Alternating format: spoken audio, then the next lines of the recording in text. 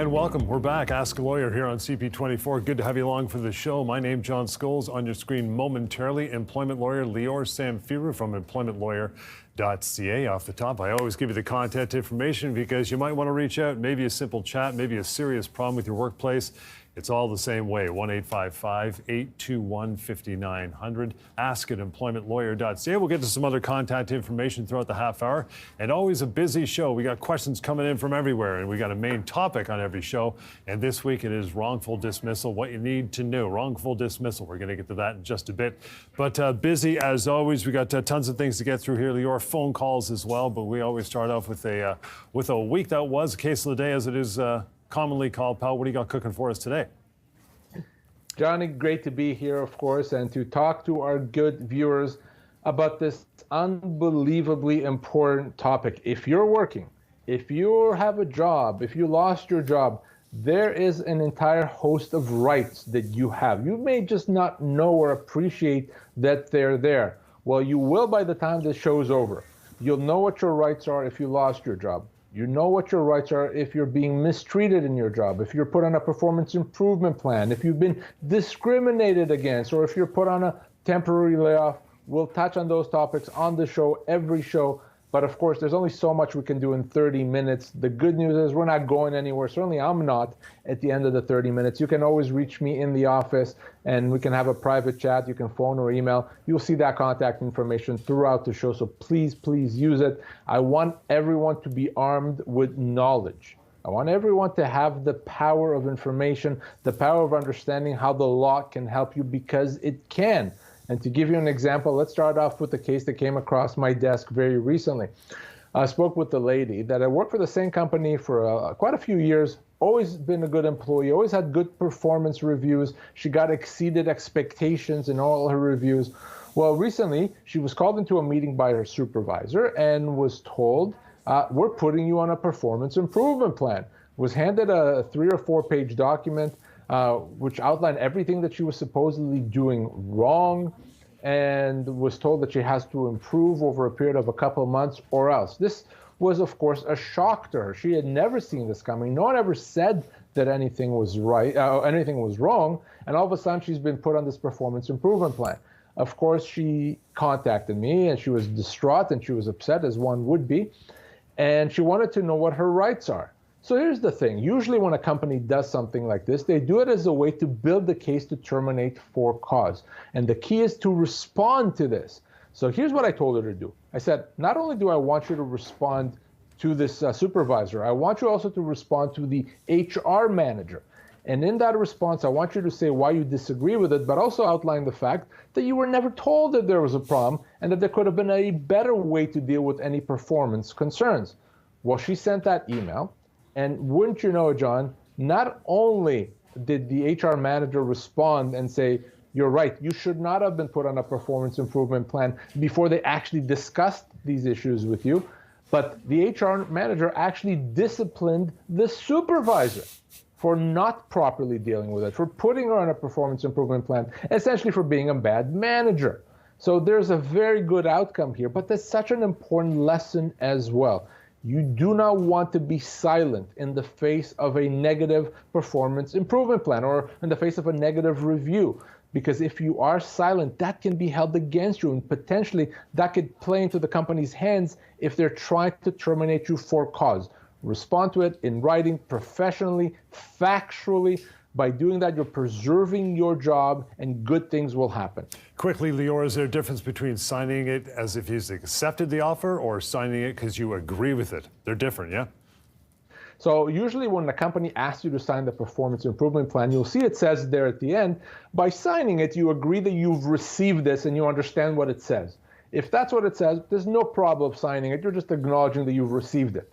But if it does say by signing this, you agree that it's all correct and that everything we said is right, you can't sign that no matter what. That's usually not going to be the case, so it's okay to sign, but to be safe, to be sure, If you put in a performance improvement plan, before you sign it, let me see it first so that we don't make any mistakes. Okay, Lior, want to get to a phone call from our radio show? You may be asking yourself, how do I get my phone call on the radio show? You tune in Sundays 1 p.m. right here in the GTA, and that is News Talk 1010. It's an hour long and a lot of phone calls, great ones as well, all good for education. So let's get to that first radio show phone call right now. Lior, listen up, pal. Here it comes. I have worked for a federally regulated transportation company, 2 years less a week. I've been off on sick leave, just received notice of termination, which kind of sucks being terminated while you're off on sick leave, but hey, it happens, I guess. What they've offered me is 2 weeks. Does the vacation still accrue while you're off on sick leave? You know, I'm smiling here because this is very common. Someone has various legal issues going on, and he's actually concerned about vacation pay accrual. There are much bigger issues here than whether the vacation pay accrues over 2 weeks. Number one, potentially we're looking at a human rights violation, because if he's let go while on disability leave, why didn't the company wait till he was ready to come back to work and then assess if they had a job for him? Why are they letting him go while he's sick? That could be a human rights violation. It could be a violation of statutes. It's not legal. So that's number one. Number two is, guess what? He's owed much more than 2 weeks of severance. Yes, federally regulated, provincially regulated, it's all the same. So I want to show you how much severance he's owed. So for that, we're going to go to PocketEmploymentLawyer.ca. We're going to click on the severance calculator, and let's see what that actually gives us. So he's 64 years of age, as a driver, been there for 2 years. Company says 2 weeks. Well, no. You see right there in the bottom, he's owed 5 months, not weeks, 5 months of severance. John, so you wanted to know if vacation accrues over the 2 weeks. Yes, it does, but forget about that. He's owed 5 months severance, potentially human rights damages as well. That's why you have to understand your legal rights. Oftentimes people call me because they're upset that they didn't get their record of employment on time. They don't realize they're actually owed another $75,000 in severance. So please, anytime you lost your job, no matter the circumstances, you have to give me a call. All right, good start, Lior. We'll take a short break. On the other side, our main topic, wrongful dismissal, fast facts. That is coming up right here on Ask a Lawyer. Stay with us. Lost your job? Disability denied? Ask a Lawyer is here for you. Each week, experts from EmploymentLawyer.ca answer your questions. Visit cp24.com/askalawyer and watch Mondays and Wednesdays at 9 p.m. on CP24.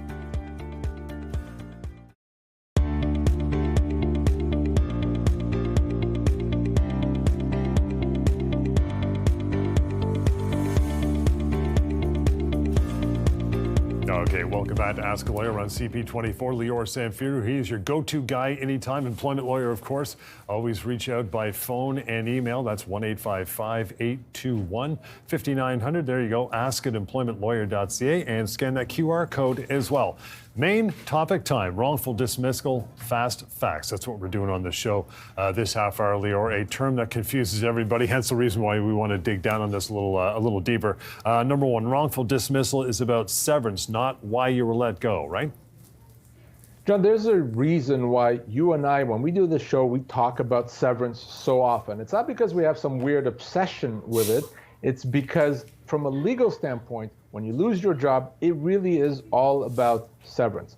And that's because of the fact that your employer is allowed to let you go pretty much for any reason as long as you get severance. So when you hear the term wrongful dismissal, it's not really about you were let go in a wrong way or for the wrong reason. It has nothing to do with that.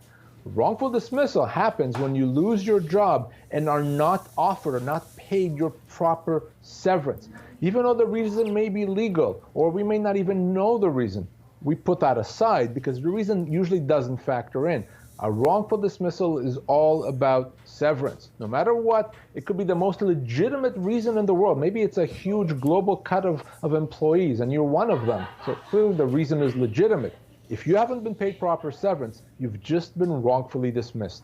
Okay, wrongful dismissal, Lior, very common in this country, and quite often, I'd say more often than not, pretty easy to resolve, or easier than you'd think to resolve, right? John, a wrongful dismissal is one of the most common things that I ever see. 90% of people, when they lose their job, In fact, they've been wrongfully dismissed. In other words, 90% of people, when they lose their job, have not been paid proper severance. The vast majority of Canadians that I've spoken with, I do this exclusively, have been wrongfully dismissed. The good news is, for most people, it's not difficult to resolve. You don't have to go to court. You don't speak to the judge. You can resolve these quickly. We contact the company. Once the company hears from us, they go, crap, all right, they know what they're doing. Let's just pay the employee what the employee is owed, and we get it resolved. Very common, but also easy to resolve. So please, don't be afraid of the legal process. If you've been let go, there's a 90% chance you've been wrongfully dismissed. No matter what, let's talk. Finally, about wrongful dismissal, Lior, the panic is not there. Time is on your side. Generally, you have 2 years to act on it. And an employment lawyer right there, like you, can help for sure. In fact, you'd probably be better to take it with an employment lawyer than go alone, right? So 2 years sounds like a long period of time, and in many respects it is. You have 2 years from when you were let go to pursue your entitlements. But you know, if you don't pay attention, that 2 years can expire very quickly. I'm on TV right now. I'm sure right now there's people that are watching the show and say, man, I wish I would have spoken with Lior a while ago. I know it's too late now. I know that I got, you know, a terrible severance package because I didn't know any better. Don't let that happen to you. You have to, up to 2 years to pursue your entitlements. That also means you don't have to worry about the severance deadline, right? If your employer is wrongfully dismissing you and they're giving you a severance deadline, frankly, how dare they, right? You have 2 years to pursue it, but don't sit on your rights. Let's speak now. Let's make sure that you get what you're owed. Well, as we mentioned in the first segment of the show, Lior, you and I are all over radio, and specifically here in the GTA, Sundays, 1 p.m., News Talk 1010. A lot of phone calls come through that show, and we play them back here and talk about them. Here's our second phone call for the show, pal. Listen up. This person says they're a subcontractor, and I said they're not a subcontractor. They're working just for you. They want to be called a subcontractor. So what, again, do they need to have to prove that they're a subcontractor, not an employee? So you can't just magically become a subcontractor by wanting it to. You don't will your way to being a subcontractor or independent contractor.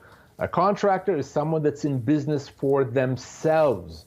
So if you're running a business with a bunch of clients or customers, then you're a contractor or a subcontractor. You're providing services to various people. You're trying to expand your business. No problem.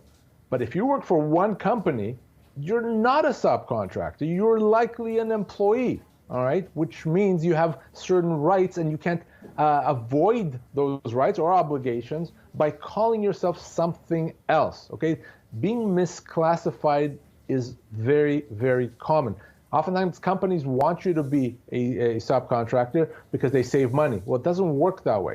An employee also gets severance up to 24 months of pay. So, no, if you want to be a subcontractor, I guess you start a business, have a bunch of customers, market your services. But if you're working for one company, regular hours, they tell you what to do, regardless of what you may want, you are an employee. Let's take a short break, Lior. On the other side, I want to discuss the other half of what the firm does. They handshake quite nicely. That is disability law. They often go hand in hand. We'll discuss the ins and outs of that on the other side as we continue more Ask a Lawyer here on CP24. Lost your job? Disability denied? Ask a Lawyer is here for you. Each week, experts from EmploymentLawyer.ca answer your questions. Visit cp24.com/askalawyer and watch Mondays and Wednesdays at 9 p.m. on CP24.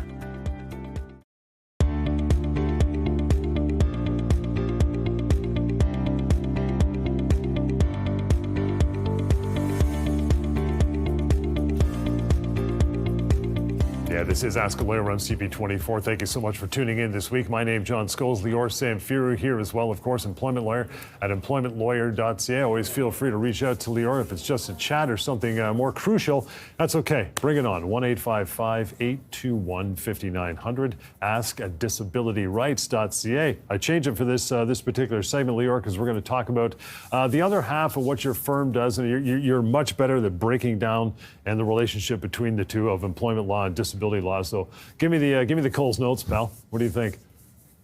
You know, a lot of what we do at my firm, we have a whole team dedicated to that, is to make sure that people that should be off on disability leaves and should be receiving benefits from an insurance company receive those benefits. A lot of employees have, through their work benefits plan, a disability plan, short-term and long-term disability. And you think it's as simple as, well, if I can't work, I'll go off on a disability. And it should be that simple. Unfortunately, and we see this way too often, insurance companies sometimes make it more complicated than it needs to be. They either reject your benefits when they should be giving them to you, or they cut you off before you're actually ready to come back to work. And they hope that they can get away with it. And often they do. And then things get even worse. Your insurance company cuts you off disability benefits. Your employer hears about that and says, you're no longer disabled. Well, you better come back to work or else. All the while, you're thinking, wait a second, I can't work. My doctor's saying that I can't work. So I'm not going to get benefits and I'm going to be fired, or I'm going to be considered to have resigned. Terrible situation. So that's why these things interact. We deal with the insurance company so that they keep the person on benefits or they give them benefits. We deal with the employer so that the employer doesn't do what it's not supposed to do. So many times, John, people take it for granted that what the insurance company is saying is correct. We see all the time individuals contacting us saying, yeah, my insurance company just told me they're cutting me off, and I just want to know what my rights are with my employer. Well, wait a second, not so fast. Just because your insurance company is saying they're cutting you off doesn't mean that they should be doing so. Doesn't mean that that's legal. They're doing that often because they hope you may not know better, that you will just accept it. Well, don't accept it. If you know you can't work and your doctor's saying you can't work, you should be off on disability and your employer should not be doing anything to you. So we got you covered from both of those ends. If any of that happens to you ever, or to someone that you know, I want you to call us right away. I think it's a good time to grab a quick call or a phone call that illustrates what you're talking about nicely. Here we go.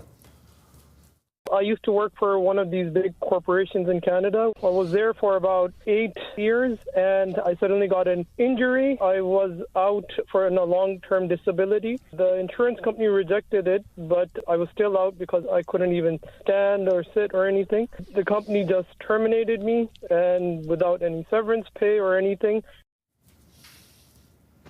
John, this is exactly what I was talking about. This is completely illegal. Think about this poor individual. Can't work, can't even stand, but apparently not disabled enough for the insurance company, and then his employer fires him because the insurance company says he's not disabled. So let's deal with both of those things. First of all, vis-a-vis the insurance company. Again, it's not too complicated. If your doctor says you cannot work, your insurance company should not deny your disability benefits. It comes down to your doctors. Unfortunately, those insurance companies often refuse legitimate claims for their own reasons, for their own business reasons. They shouldn't be doing that, and they hope that there's not going to be any pushback. Now, with respect to your employer, the only thing that matters to your employer, should matter, is what your doctor says, not what your insurance company says, all right? So if your doctor says you can't work, your employer should not do anything to you, regardless of what the disability insurer says. They need to allow you to go to be off as long as you need to. Otherwise, what this employer did, that's a human rights violation, that's a wrongful dismissal. Now, if your disability is being cut off, we provide free consultations for anyone in that situation. We want to help. We know how difficult a situation that is. So if you're in that situation, you're talking to the right person, the right team. Let's make sure we discuss it. Let's grab a quick email question before we take a break. Leor, in that regard, says, I've been cut off disability after 2 years. Can I appeal the insurer's decision? So the insurance company seems to be all of a sudden very nice. Yeah, we're going to cut you off, but good news. We're going to give you the right to appeal, so all hope is not lost. You appeal, it gets denied, and then you think, well, I tried, so I guess I'm done. No, no, no. That appeal is there to frustrate you. You're not going to succeed. You're appealing to the people that have already denied you. It's not going to work. It's there to make you think that you're out of options. That appeal is a waste of time for most people in most situations. If your disability is being denied or cut off, we need to be involved. We need to deal with this. We need to tell the insurance companies, you better continue benefits or else. They listen to us because they have to.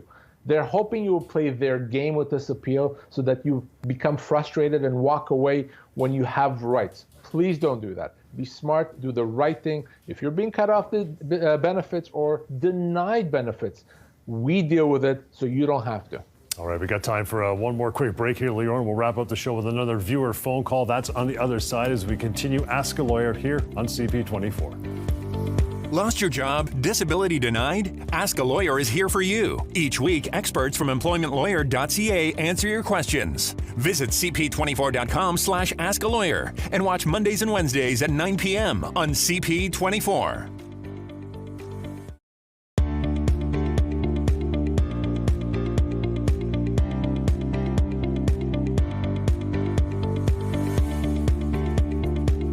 Okay, welcome back to Ask a Lawyer. A few minutes to go here. Let's get into that phone call as promised. Leor, listen up. Here it comes.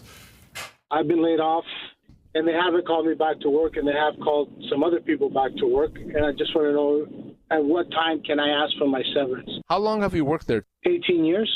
And what kind of a job and how old are you? I'm in my 50s, and it was a sales job. There you go. Get asked that very often. How long do I have to wait? Guess what? You don't have to wait at all. For most people, a temporary layoff is a termination. You can treat that as a termination on day one and force the company to pay you severance. That's true for most people. So the last question, of course, is how much severance does this person get? One last time, we're going to go to the severance calculator. You can find that at pocketemploymentlawyer.ca. And let's see how much severance is owed. 54 years of age, been there for 18 years in a sales role. The severance he's looking at is right around 18 months pay. 18 months severance, that's what he's owed. You can do that yourself. It's free and anonymous. pocketemploymentlawyer.ca. And that'll wrap it up nicely for another week, pal. Appreciate that. And thank you for tuning in. You can always reach out to us by phone and the phone radio show as well. Final reminder, that is News Talk 1010 Sundays, 1 p.m. for a whole hour. Leor and I are doing that show. Phone call, email, back it up, a 1-2 punch. How about that? 1-855-821-5900. It's ask@employmentlawyer.ca. Leor just mentioned pocketemploymentlawyer.ca. You'll have free access to that severance calculator used by millions across this country. And for any other details, as you know, cp24.com/askalawyer. And you've got all the info you need. Thank you so much, and we will catch you again next time.